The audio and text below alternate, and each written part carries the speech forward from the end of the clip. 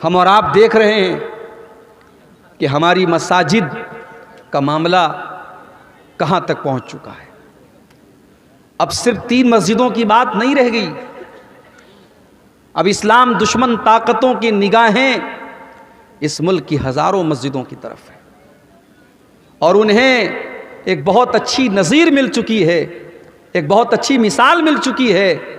उनकी हिम्मत और हौसले बहुत बुलंद हैं और आने वाला वक्त हमारे लिए बड़ा चैलेंजिंग है मेरे भाई। फिर हम ये भी देख रहे हैं कि आज मुल्क में 2 तरीके के कानून चल रहे हैं। एक जुर्म एक कम्युनिटी का इंसान करता है, उसके ऊपर बहुत हल्का केस होता है, पुलिस और प्रशासन उसको लेकर के बहुत ज़्यादा टाइट नहीं होता। वही जुर्म और वही काम अगर दूसरी कम्युनिटी का कोई इंसान करता है, और मैं खुल के कहूँ अगर वही काम मुसलमान अगर करता है, तो बहुत बड़ा अपराध बन जाता है। और अब तो हालात ये हैं कि शायद दुनिया की तारीख में कभी ऐसा इंसाफ नहीं देखा गया होगा कि जुर्म कोई करे और उसकी सजा उसके पूरे घर वालों को दे दी जाए, उसके छोटे छोटे बच्चों को बेघर कर दिया जाए, उसके घर की औरतों को बेघर कर दिया जाए। जिस घर और मकान को बनाने में इंसान का खून पसीना सर्फ होता है, इंसान की गाड़ी कमाई खर्च होती है, पल भर में उस घर को मेरे भाइयों वीरान कर दिया जाता है और चटियल मैदान कर दिया जाता है। इंसाफ का ये नमूना इस वक्त अपने मुल्क में हम देख रहे हैं। ये मुल्क मेरे भाइयों हमारा है। और किसी शायर ने बड़ी सच्ची बात कही थी, हम खून की किस्तें तो कई दे चुके, लेकिन ऐ अर्ज़ वतन कर्ज तेरा अब भी अदा नहीं होता। ऐ अर्ज़ वतन अब भी तेरा कर्ज अदा नहीं हो रहा है। हम खून की बहुत सारी किस्तें तेरे ऊपर निछावर कर चुके हैं। बहुत सारे हमारे, कोई ब्रिगेडियर उस्मान था, कोई कैप्टन अब्दुल हमीद था, और कोई हमारा, कितने हमारे मुसलमानों के नौजवान सरहदों पर जिन्होंने अपनी जानें गंवा दी इस मुल्क की हिफाजत के लिए। और आज इस मुल्क में उस मुसलमान से ये कहा जाए कि ये मुल्क तेरा नहीं है, इस मुल्क में तेरा कोई काम नहीं है, तू अजान नहीं दे सकता, तू नमाज नहीं पढ़ सकता, तू अपने दीन और ईमान पर कायम नहीं रह सकता। ये सवाल आज उस मुसलमान से किया जा रहा है। मेरे भाइयों, बड़ी नाजुक घड़ी है। जरा तारीख के पन्ने उल्टो, 1400 साल पहले चलो। अभी मोहम्मद रसूलुल्लाह अरब की धरती पर नहीं आए हैं, अभी अल्लाह के आखिरी नबी दुनिया में उनका जन्म नहीं हुआ है। आपके जन्म से 40 या 50 दिन पहले का वाकया है। यमन का एक बादशाह है, उसका नाम अब्रहा है। उसको मालूम हुआ कि अरब की धरती पर खाने काबा नाम की एक बिल्डिंग है, एक इमारत है, और उस खाने काबा का तवाफ लोग करते हैं, लोग हज करते हैं, लोग उम्रा करते हैं। उसने अपने यमन की राजधानी सना के अंदर एक बहुत बड़ा उसने इमारत बनवाई, स्ट्रक्चर बनवाया, और हुक्म दिया कि आज के बाद यमन के लोग, उनको हज करना होगा, उनको उम्रा करना होगा, वो खाने काबा नहीं जाएंगे, वो मक्का नहीं जाएंगे, वो मेरे इस बनाए हुए घर का तवाफ करेंगे और यहाँ आकर के वो अपनी इबादत करेंगे। वो अब्रहा ईसाई था, क्रिश्चियन था, लेकिन खाने काबा का एहतराम उन मुशरिकों के दिल में भी था। वो मुशरिक थे, वो बुतों के पुजारी थे, मगर खाने काबा के बारे में उनका ये अकीदा था कि अल्लाह की इबादत का पहला घर है। ये इब्राहीम अलैहिस्सलाम ने इस घर को बनाया है, और इब्राहीम अलैहिस्सलाम से पहले भी ये घर मौजूद था। ये धरती पर अल्लाह की इबादत का पहला घर है। लोगों ने अब्रहा के बनाए हुए उस नकली काबा का तवाफ करना तो बड़ी दूर की बात है, और उसकी ज़ियारत करना तो बड़ी दूर की बात है। लोगों ने इतनी इंसल्ट की कि उसके उस इमारत के अंदर जाकर के उन्होंने पाखाना कर दिया, पेशाब कर दिया, गंदगी कर दी। अब्रहा को तैश आया, गुस्सा आया। उसने ये नहीं पता करवाया इस मेरे बनाए हुए स्ट्रक्चर में किसने पाखाना किया, किसने पेशाब किया, किसने गंदगी की। उसने कहा कि अब मैं खाने काबा को ही मिटा डालूंगा, न रहेगा बांस न बजेगी बांसुरी। उसने बहुत बड़ा लश्कर तैयार किया और शायद दुनिया के इतिहास का और दुनिया की तारीख का यह पहला लश्कर था जिस लश्कर में हाथियों को इस्तेमाल किया गया।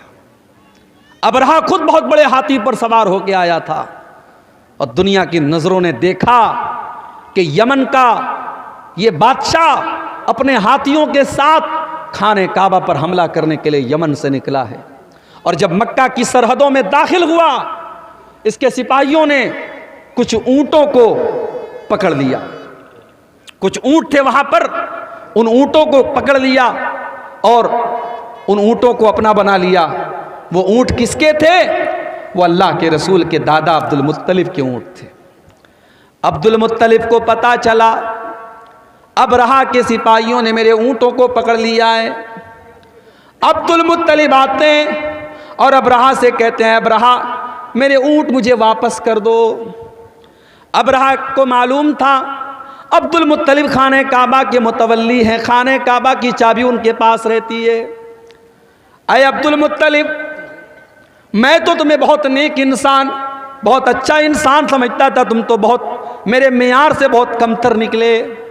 ऐ अब्दुल मुत्तलिब, तुम्हें मालूम है मैं यमन से चल करके तुम्हारे खाने काबा को गिराने आया हूं। जिस खाने काबा को तुम अल्लाह का घर मानते हो, जिस खाने काबा को तुम इतना एहतराम करते हो कि तुम उसका तवाफ करते हो और हज और उम्रा करते हो। ऐ अब्दुल मुत्तलिब, उस खाने काबा की तुमको कोई चिंता नहीं है और तुम अपने ऊंटों को मेरे पास लेने के लिए आए हो। इसका मतलब ये हुआ कि तुम्हें अपने ऊंटों से ज्यादा प्यार है, तुम्हें खाने काबा से कोई प्यार नहीं है।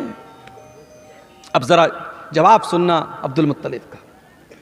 अब्दुल मुत्तलिब मुसलमान नहीं थे, उसी अपने खानदान के मजहब पर थे, अपने बाप दादा के मजहब पर थे, बुत परस्ती वाले मजहब पर थे, इस्लाम पर नहीं थे वो।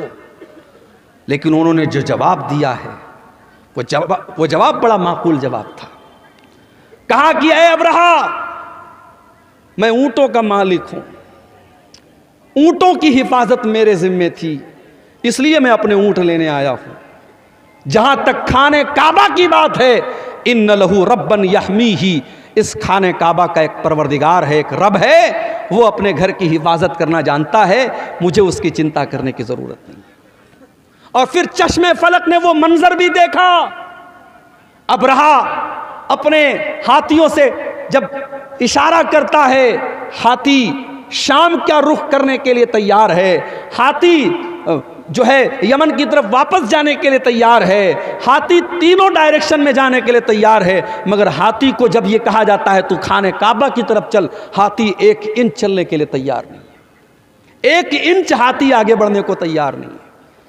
उसके बाद दुनिया की नजरों ने यह देखा, हाथियों पर आए हुए उस लश्कर का खात्मा करने के लिए अल्लाह ताला ने बारूद नहीं बरसाया, अल्लाह ताला ने तोप के गोले नहीं बरसाए, अल्लाह ताला ने फरिश्तों की फौज को नहीं भेजा, बल्कि अल्लाह ने कैसे अपना अजाब नाजिल फरमाया। अलम तरा कैफ फ़अल रब्बुका बिअस्हाबिल फील, ऐ नबी क्या आपने देखा कि अल्लाह ताला ने हाथी वालों के साथ क्या किया।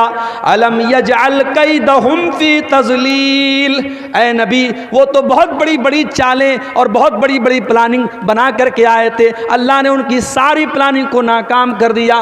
व अरसल अलैहिम तैरन अबाबील, और अल्लाह ताला ने उनके ऊपर चिड़ियों का झुंड भेज दिया, छोटी छोटी चिड़ियाँ उनके ऊपर भेज दी। तरमीहिम बिहिजारा, जो अपने चोंच में और अपने पंजों में छोटी छोटी चने के बराबर की कंकरियां उनके ऊपर गिराती चली जाती थी, और वो छोटी छोटी कंकरियां एटम बम बन करके उनके ऊपर बरसती चली जाती थी। जिसके ऊपर वो पत्थर गिरता था, वो कंकरी गिरती थी, वो वहीं पर मर करके खत्म हो जाता था। फजालहुम कास्फिम माकूल, अल्लाह ताला के हुक्म से वो इतने बदबख्ती के साथ उनका खात्मा हुआ। कास्फिम माकूल, जैसे खाया हुआ चारा हो, जैसे गाय और बकरी को आपने देखा होगा जब वो चारा को खा लेता है और कभी कभी उसके मुंह से वो बचा हुआ चारा निकलता है, उस चारे की तरह उनकी डेड बॉडी पड़ी थी, उनकी सड़ी हुई लाशें पड़ी थी, उनकी टूटी फूटी लाशें पड़ी थी। अल्लाह को अपने घर को बचाना था तो उसने परिंदों को भेजा था, छोटी छोटी चिड़ियों को भेजा था। मेरे भाइयों, आज क्यों नहीं आ रहा है परिंदों का लश्कर? आज क्यों नहीं आ रही अल्लाह की मदद? क्या ये सवाल हमारे और आपके दिमाग में नहीं पैदा होता? बिल्कुल पैदा होता है। और जो नज़्म मैंने पढ़ी अभी आपके सामने खुतबे के बाद, उस नज़्म के आखिरी शेर में भी यही शिकवा किया है शोरिश काश्मीरी ने। हक परस्तों की अगर की तूने दिल जोई नहीं, ताना देंगे बुत के मुस्लिम का खुदा कोई नहीं। आए अल्लाह, क्या ये दौर भी देखना था कि ला इलाहा इल्लल्लाह और अल्लाहु अकबर की सदाओं के ऊपर आज शिर्क और कुफ्र की सदाएं भारी पड़ती हुई नजर आ रही हैं? आए अल्लाह, आज तेरे घर के ऊपर, तेरी मस्जिद के ऊपर, तेरी इबादत खाने के ऊपर है अल्लाह आज शिर्क के अड्डे बनाए जा रहे हैं। आए अल्लाह, बुत खाने बनाए जा रहे हैं। आए अल्लाह, क्या ये दिल भी देखना था हक परस्तों की? आए अल्लाह, अगर तूने मदद न की, कल दुनिया कहेगी मुसलमानों तुम्हारा खुदा कहाँ चला गया। ये शायर ने बड़ा सच्चा शिकवा किया है। मेरे भाइयों, हमें तो शिकवा है अपने परवरदिगार से, मगर हमारे रब का भी हमसे एक शिकवा है। और आज यही मेरा मौजू है कि अल्लाह की मदद क्यों नहीं आ रही है? कौन सी ऐसी चीज़ें हैं जिसकी वजह से आज अल्लाह की मदद नहीं आ रही है? दुआओं में तो कोई कमी नहीं हो रही है। यहाँ से लेकर मक्के तक दुआएं हो रही हैं। इमाम हरम दुआ कर रहे हैं। तहज्जुद में न जाने कितने मुसलमान दुआएं कर रहे हैं। दुआएं तो बहुत हो रही हैं, दुआओं में असर क्यों नहीं है? मेरे भाइयों, अल्लाह की मदद क्यों नहीं आ रही है? इस सवाल का जवाब कुरान में देखो। जो आयत करीमा मैंने आपके सामने पढ़ी है, सूरह मोहम्मद की आयत है, और अल्लाह ताला इस आयत में अपने नबी के सहाबा से कह रहा है, या अय्युहल्लज़ीना आमनू इन तंसुरुल्लाह यंसुरकुम व युसब्बित अक़दामकुम। ऐ ईमान वालो, अगर तुम अल्लाह की मदद करोगे। अब यहाँ एक चीज़ और नोट कर लीजिए, हमारी इतनी औकात नहीं कि हम अल्लाह की मदद कर सकें। ना ना ना, अल्लाह की मदद का मतलब क्या है भाई? अल्लाह क्या हमारी मदद का मोहताज है? नहीं, मदद तो छोड़ दो। अगर कोई नमाजी, कोई ज़कात देने वाला, कोई रोज़ा रखने वाला, कोई हज करने वाला, कोई उम्रा करने वाला अगर ये समझता है कि उसकी इबादत से अल्लाह को कोई फ़ायदा पहुंच रहा है, अल्लाह का कोई भला हो रहा है, या अल्लाह को कोई फैज़ पहुंचा रहा है, अपने दिमाग से ये कीड़ा निकाल दो। अल्लाह के नबी फरमाते हैं, अल्लाह ताला कहता है, या इबादी, ऐ मेरे बंदो, लौ अन्न अव्वलकुम व आखिरकुम व इंसकुम व जिन्नकुम कानू अला अत्का कल्बि रजुलिन वाहिदिन मिनकुम। ऐ मेरे बंदो, जितने इंसान हैं और जितने जिन्नात हैं और जितने पहले के लोग हैं और जितने बाद के लोग हैं, सारे के सारे लोग अगर मुत्तकी बन जाएं, परहेजगार बन जाएं, अल्लाह से डरने वाले बन जाएं, दुनिया में सबसे नेक इंसान के जैसे बन जाएं, अल्लाह फरमाता है, माज़ादा फी मुल्की शैया। ऐ मेरे बंदो, तुम सबके सब मुत्तकी और परहेजगार बन जाओ, फिर भी मेरी सल्तनत में कोई इजाफा होने वाला नहीं है। और ऐ मेरे बंदो, कान खोल करके सुन लो, जितने आदम की औलाद हैं और जितने जिन्नात हैं और जितने पहले के लोग हैं और जितने बाद के लोग हैं, सबके सब मेरे नाफरमान हो जाएं, सबके सब अल्लाह की नाफरमानी करने लगे, गुनाह करने लगे, मा नक़सा मिन मुल्की शैया, मेरी हुकूमत में, मेरी सल्तनत में, मेरी बादशाहत में कोई कमी आने वाली नहीं है। अल्लाह को कोई फ़ायदा नहीं है और हमारी इतनी औकात नहीं कि हम अल्लाह की मदद कर सकें। तब इस आयत का क्या मतलब है भाई? या अय्युहल्लज़ीना आमनू, ऐ ईमान वालो, इन तंसुरुल्लाह यंसुरकुम, अगर तुम अल्लाह की इबादत करोगे, अगर तुम अल्लाह की मदद करोगे, अल्लाह तुम्हारी मदद करेगा। यहाँ अल्लाह की मदद से मुराद क्या है? अल्लाह के दीन की मदद, अल्लाह के दीन की मदद। अगर तुम अल्लाह के दीन की मदद करोगे, अगर तुम इस्लाम की मदद करोगे, अगर तुम इस्लाम की हिफाजत करोगे, अगर तुम अल्लाह के दीन का ताउन करोगे, अगर अपने ताकत के ज़रिए, अपने माल के ज़रिए, अपने इल्म के ज़रिए, अपने जिस्म के ज़रिए तुम अल्लाह के दीन की मदद करोगे, अल्लाह तुम्हारी मदद करेगा। अब ज़रा मुझे एक सवाल का जवाब देना, ढोल बज्जा इस गांव का नाम है। मेरे भाइयों, जरा अपने दिलों पर हाथ रख के बताना, सुबह आंख खुलती है तब से लेकर रात में बिस्तर पे जाने के टाइम तक जरा गौर करना, हर शख्स गौर करे, हम अल्लाह के दीन की कितनी मदद करते हैं। हमारी जात के जरिए अल्लाह के दीन को क्या मिला? अपने लिए तो बहुत कुछ हमने कर लिया, बच्चों के लिए बहुत कुछ कर लिया, बीवी के लिए बहुत कुछ कर लिया, घर वालों के लिए बहुत कुछ कर लिया। हमारे 24 घंटों में हमने अल्लाह के दीन के लिए क्या किया? कितने मिनट हमने खर्च किए, कितना पैसा हमने खर्च किया, कितनी एनर्जी हमने खर्च की।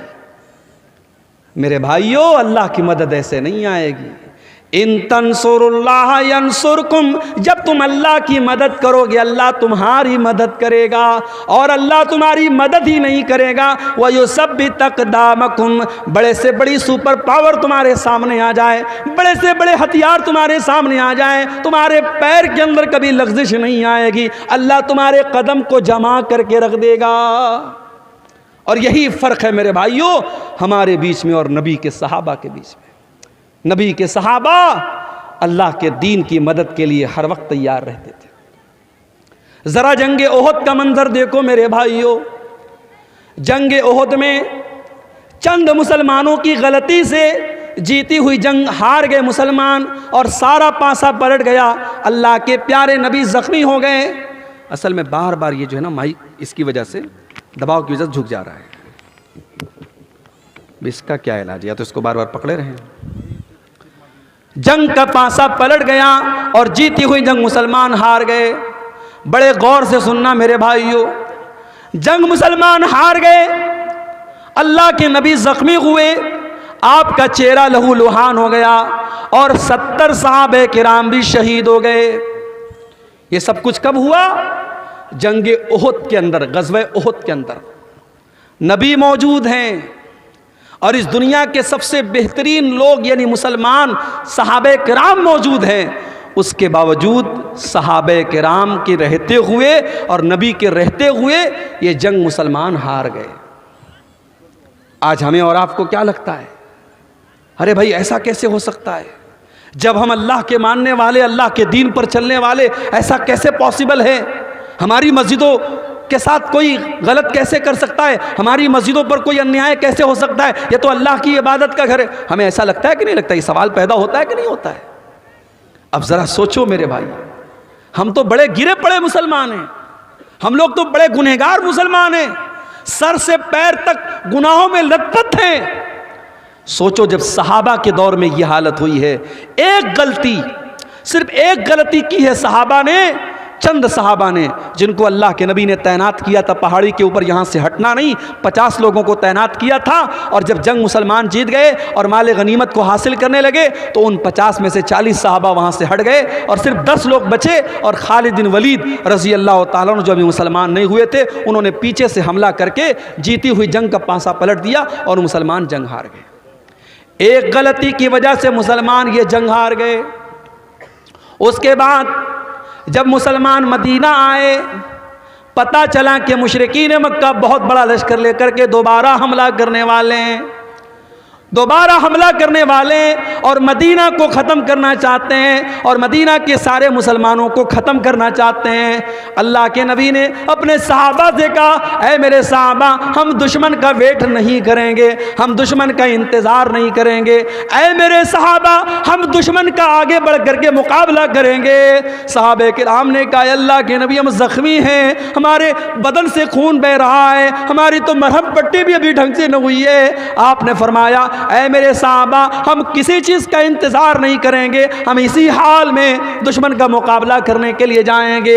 मेरे प्यारे भाइयों, दुनिया ने देखा, आसमान ने देखा, ज़मीन ने देखा कि नबी के सहाबा ज़ख्मी हालत में, उनके बदन से खून बह रहा है, उनके बॉडी पर ज़ख्मों के निशानात हैं, उनके बदन से खून रिस रहा है। उसी हालत में मदीना से हुमराउल असद नाम के मकाम तक जाते हैं और दुश्मन का मुकाबला करने के लिए मदीना से चल करके जाते हैं। दुश्मनों को पता चला कि मुसलमान फिर से आए, दुश्मन की हिम्मत न बढ़ी और दुश्मन वापस चला गया। कुरान करीम में अल्लाह इसका तस्करा करते हुए फरमाता है लिल्लज़ीना अहसनू मिन बादि मा असाबहुमुल करहु। ऐ मेरे नबी, आपके सहाबा तो इतने बड़े ईमान वाले हैं कि ज़ख्मी होने के बावजूद और बदन से खून बहने के बावजूद अल्लाह का हुक्म आया तो वो लड़ने के लिए तैयार हो गए।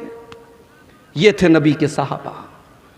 वो नबी के लिए, अल्लाह के दीन के लिए, अपने नबी के दिफा के लिए, अपने दीन के डिफेंस के लिए हर वक्त तैयार रहते थे मेरे भाई। और इसीलिए कुरान कहता है या अय्युहल्लज़ीना आमनू इन तंसुरुल्लाह यंसुरकुम। ऐ ईमान वालो, जब तुम अल्लाह की मदद करोगे अल्लाह तुम्हारी मदद करेगा।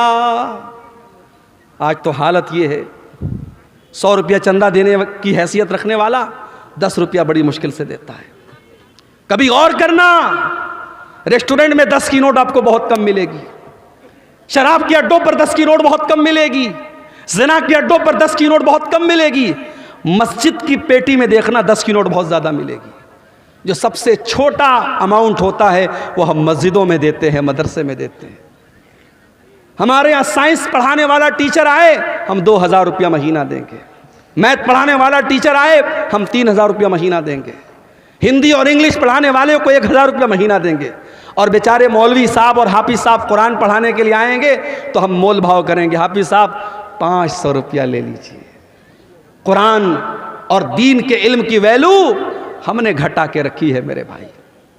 इंग्लिश मीडियम के नाम पर हमारी जेबों से 2-2 हज़ार रुपये फीस निकल जाती है और मदरसे में कहीं 100 रुपये फीस लग जाए तो हम ताना मारते हैं, साहब मदरसे वाले भी 100 रुपया फीस मांगने लगे। दीन की वैल्यू को हमने कम कर दिया मेरे भाई, दीन की अहमियत हमारी नज़रों में हमने हकीर कर दिया। और आज हालात ये हैं, दीन को सारी दुनिया में तमाशा बना के रख दिया गया। मेरे प्यारे साथियों, जंगे तबूक का मौका याद करो, जंगे तबूक का मौका याद करो। गर्मी का मौसम है, मई जून का महीना है, खजूरों के पकने का टाइम है। अल्लाह के नबी अपने सहाबा से कहते हैं, ऐ मेरे सहाबा, हमको तबूक के लिए जाना है, हमको 700 किलोमीटर लंबा सफ़र करना है।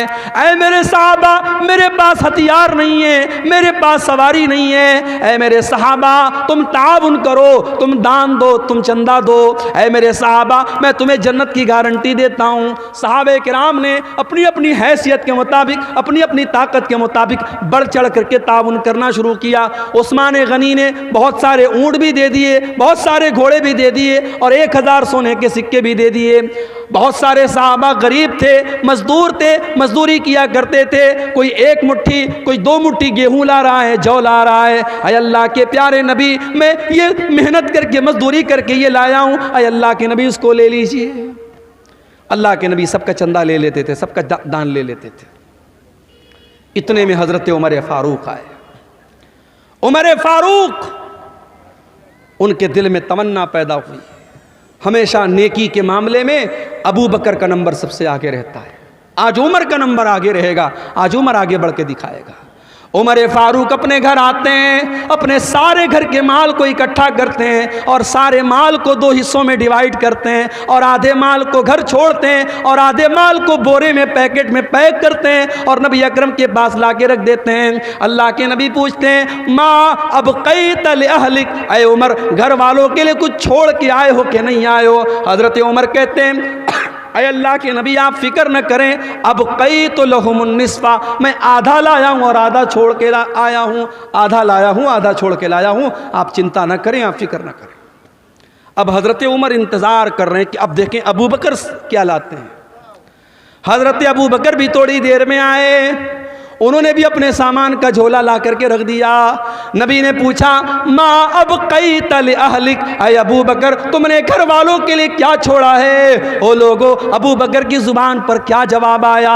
अबू बकर की ज़ुबान पर क्या जवाब आया? शायर कहता है, नबी ने जो पूछा कि क्या साथ लाए तो सिद्दीक़ अकबर के होठों पे आया, वहाँ मालो दौलत की क्या है हकीकत, जहाँ जा लुटाने को दिल चाह चाहता है। अबू बकर सिद्दीक कहते हैं अब कई तो लहुमुल्लाह व रसूलहू, ऐ अल्लाह के नबी मैं अपने घर वालों के लिए अल्लाह को छोड़ के आया हूँ, उसके रसूल को छोड़ के आया हूँ। ऐ अल्लाह के नबी मैं घर में कुछ भी नहीं छोड़ा, मैंने घर में झाड़ू लगा दिया, मैं सब लेके आया हूँ। आज अल्लाह के दीन को मेरे माल की ज़रूरत है। ऐ अल्लाह के नबी अब मैं अपने घर में कुछ छोड़ के नहीं आया।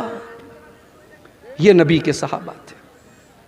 मेरी प्यारी माँ और बहनों, आज वो जज्बा हमारे और आपके अंदर नहीं है। अल्लाह की मदद कहाँ से आएगी? हमारी जिंदगियों में दीन की कोई हैसियत नहीं है।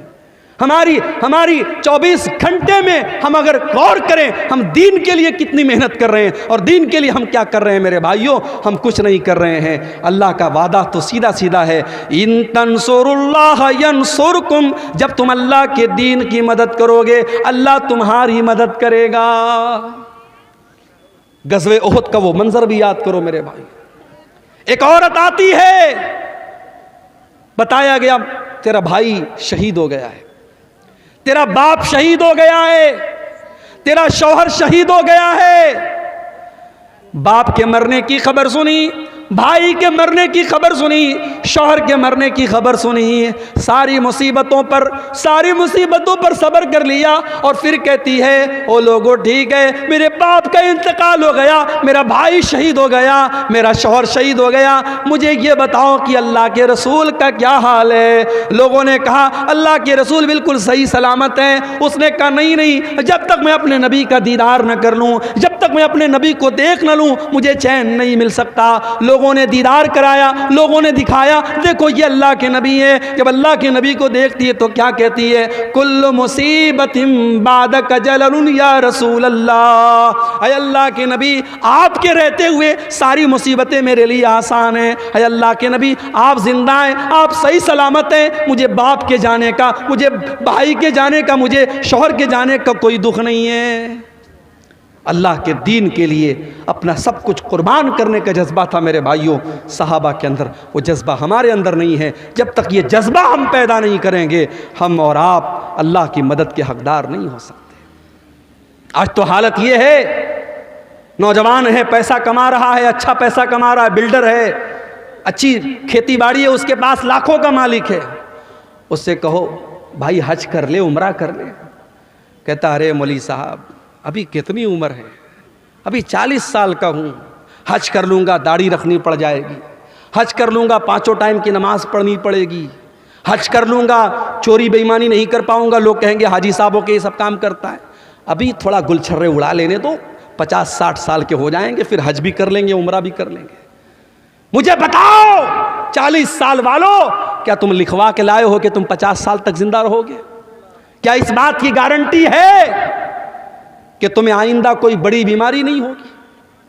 इतनी छोटी सी उम्र में मैंने अपनी आंखों से देखा है मेरे भाइयों, अपनी आंखों से देखा है कितने नौजवानों को अपनी आंखों से देखा है। कोई एक्सीडेंट में मारा गया, कोई घर से निकला था सैर और तफरीह करने के लिए, मेरी वाइफ मेरी अहलिया के खाला का बेटा था, हाफिज कुरान था, बड़ा नेक बच्चा था, आलिम भी था, घर से निकला था, बकरीद का मौका था, ईद उल अज़हा का मौका था, और अगर मेरी याददाश्त धोखा नहीं खा रही शायद चौथा दिन था। दोस्तों के साथ बनारस में वो तफरीह करने के लिए, घूमने के लिए बाइक से निकला, और मेरी अहलिया अपने मायके में थी और उनकी जो खाला थी, जो उस लड़के की माँ थी, वो भी अपनी बहन के घर आई थी। और बकरीद का त्यौहार आप जानते हैं खाने पीने का त्यौहार है, तरह तरह की डिशेस खाई जा रही हैं। नौजवान लड़का घर से निकला है, त्यौहार का टाइम है, बकरीद का मौका है, वो घर से ये सोच करके निकला है कि चलो हम खुशी मनाएंगे, हम थोड़ा दोस्तों के साथ सैर व तफरीह करेंगे।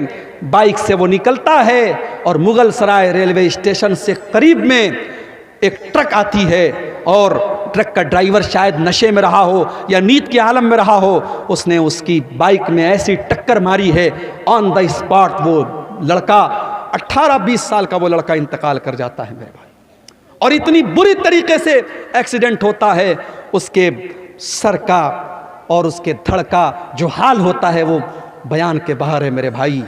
और त्यौहार का मौका है, जब लाश घर में आती है और माँ बाप उसकी लाश को देखते हैं मेरे भाई, माँ बाप की आंखों से आंसू नहीं थमते।